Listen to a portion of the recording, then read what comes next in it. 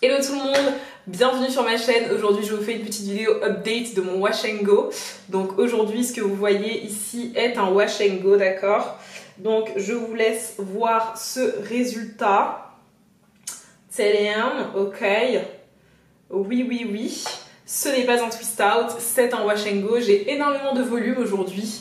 C'est mon premier jour et j'ai déjà une belle quantité de volume. Ça m'arrive pas souvent avec les wash and go, mais on va pas s'en plaindre plus que ça. Je suis un peu malade au cas où ma voix est bizarre. Et puis en tout cas voilà, je vous ai fait une petite version updatée de mon wash and go. Je vous ai montré les produits que j'ai utilisés et à peu près la technique utilisée.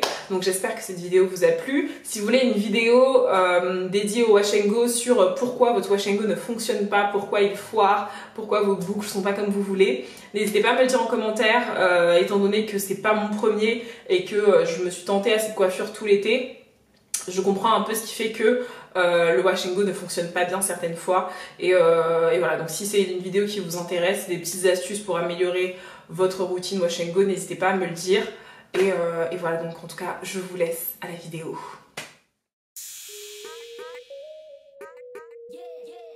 Hello tout le monde, j'espère que vous m'entendez bien, d'accord? Il y a ma machine à laver qui est en mode essorage là, donc si vous ne m'entendez pas, je suis désolée et ce sera un voice-over. Mais voilà, donc si vous m'entendez un minimum, et je vais essayer de gueuler là, on va commencer ce wash and go. Donc voici mes cheveux après ma routine capillaire qui est lavage, enfin shampoing, après shampoing, masque. J'ai fait un masque protéiné pour que mes cheveux justement soient bien préparés au wash and go. Donc vous me direz si vous voulez voir une vidéo spécifique aux préparations de wash and go, etc. Mais bon, voilà, j'ai fait un masque, là mes cheveux dégoulinent et on va se lancer dans le wash and go. Donc avant ça, je vais vous montrer les produits que j'utilise et on va se lancer direct. Tout d'abord, mes indispensables, donc une bouteille d'eau à l'intérieur, enfin une bouteille d'eau, un spray à l'intérieur, il y a de l'eau minérale et ma Denman, donc une brosse. Ici, on a mon leave-in capillaire maison, vous pouvez utiliser n'importe quel leave-in, d'accord, il n'y a aucun problème. Ici, j'utilise un leave-in que j'ai fait moi-même. Si vous voulez la recette, elle est sur Instagram, donc je mettrai le post Instagram en barre d'infos. J'ai pas encore prévu de filmer la vidéo sur le leave-in parce que c'est très complexe. Voilà, il faut quand même pas mal de temps pour le faire et il faut un double bain-marie et du coup, je suis seule à filmer. Je peux pas filmer tout ça, c'est assez complexe. Mais j'ai décrit sur Instagram et j'ai mis toutes les mesures dessus. Donc je vous invite vraiment à aller la voir parce que je pense pas filmer cette vidéo pour le leave-in fait maison. Et une chantilly de karité, c'est aussi une chantilly fait maison. Je vous mettrai la vidéo en barre d'infos. J'ai plein de vidéos sur la chantilly de karité, donc voilà, c'est rien de fifou, ma recette n'a pas changé. Ensuite, le gel qui va être le clou du spectacle ici, ça va être le gel de chez Kinky Curly. Je vous en ai déjà parlé dans une vidéo. Donc voilà, c'est le gel que je vais utiliser et voilà. Il n'y a rien de plus à dire dessus. J'ai déjà une revue à peu près sur ce gel, donc je la mettrai en barre d'infos. Là, c'est un pot tout neuf. Je vais utiliser d'abord un pot qui me reste et ensuite je vais passer à celui-là et voilà.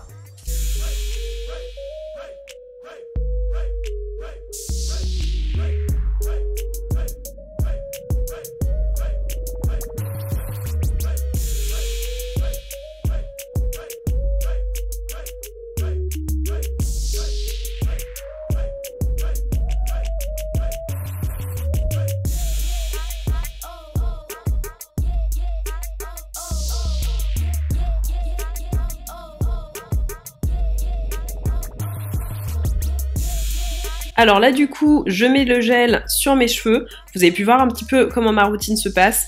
En fait, on met toujours le leave-in en premier, on scelle l'hydratation avec de la nutrition, bon beurre de karité, et en final, je vais vraiment à ce moment-là sceller la boucle via le gel Kinky Curly.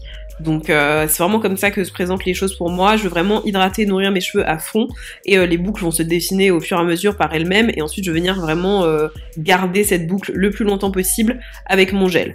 Donc c'est comme ça un peu que je réfléchis mon wash and go. Là je fais une vanille parce que c'est plus pratique pour moi de laisser les cheveux démêlés par la vanille en fait et au final que les boucles un peu se rassemblent jusqu'à jusqu'à mieux se former, je trouve. Mais quand on laisse trop longtemps, on peut avoir un twist out, ce qui est problématique. Donc, faut vraiment bien gérer ce timing. Donc là, je mets mon leave-in encore une fois. On essaye vraiment de lisser la fibre capillaire avec les mains et avec le leave-in. J'hésite pas à mettre de grosses quantités parce que moi, j'ai besoin de pas mal d'hydratation. J'ai beaucoup de cheveux et voilà. Donc beaucoup d'hydratation pour moi. Et ensuite beurre de karité et puis là le gel. Donc le gel je le mets d'abord aux racines parce que c'est là où mes cheveux s'en mêlent le plus rapidement. Donc toujours aux racines d'abord pour vraiment fixer cet endroit et pour ne pas avoir des nœuds. Et puis on finit par les pointes et les longueurs. Donc vous voyez la définition est vraiment top. Et là je vais encore lisser la fibre capillaire pour éviter les frisottis par rapport à mon wash and go. Et direct après on repart en vanille.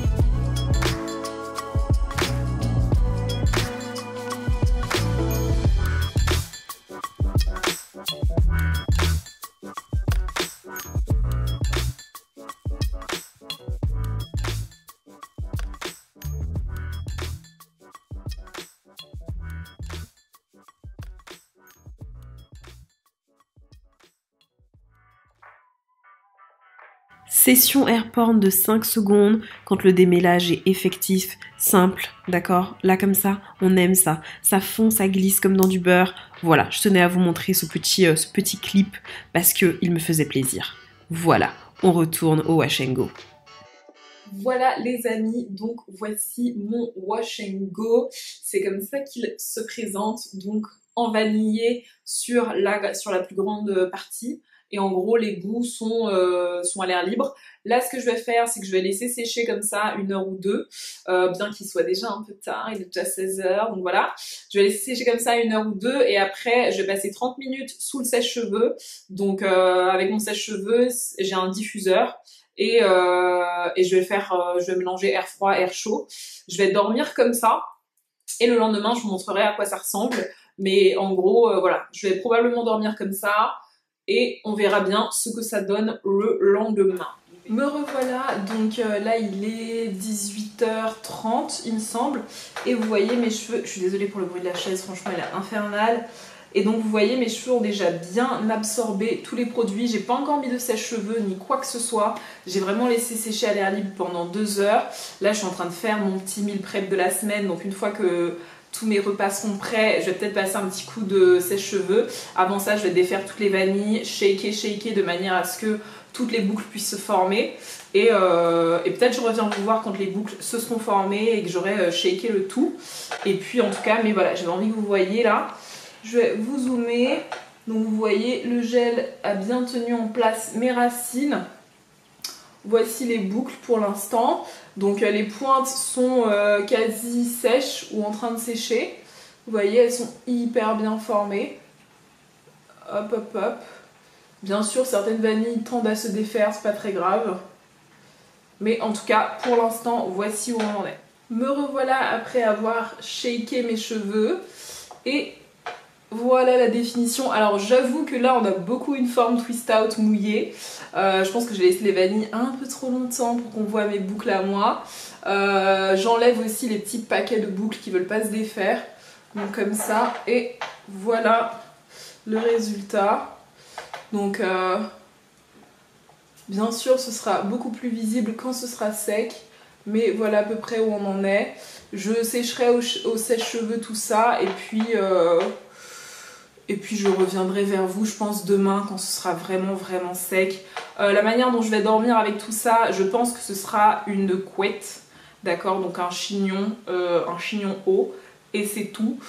J'ai pas spécialement envie de refaire des vanilles pour justement ne pas que mes cheveux reprennent la forme des vanilles et qu'ils restent bouclés. Donc je vais sûrement dormir avec un chignon. Je vous confirmerai ça du coup l'approche quand tout sera sec, si j'ai bien dormi avec un chignon, mais je pense sincèrement, parce que de toute façon une fois que le wash and go est sec, moi je fais juste un chignon pour dormir. En tout cas voici le résultat à 50% sec, non allez 40% sec, ouais.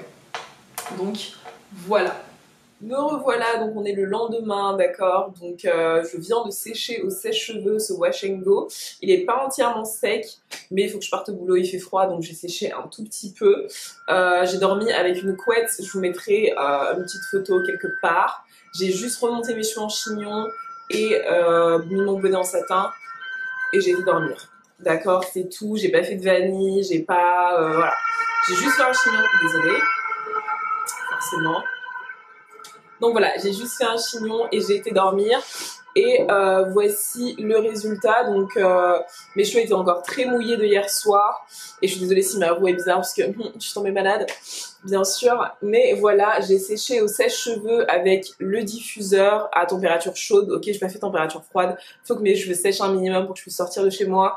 Donc voilà, c'est encore humide, c'est encore mouillé. Mais voici le résultat. Ok.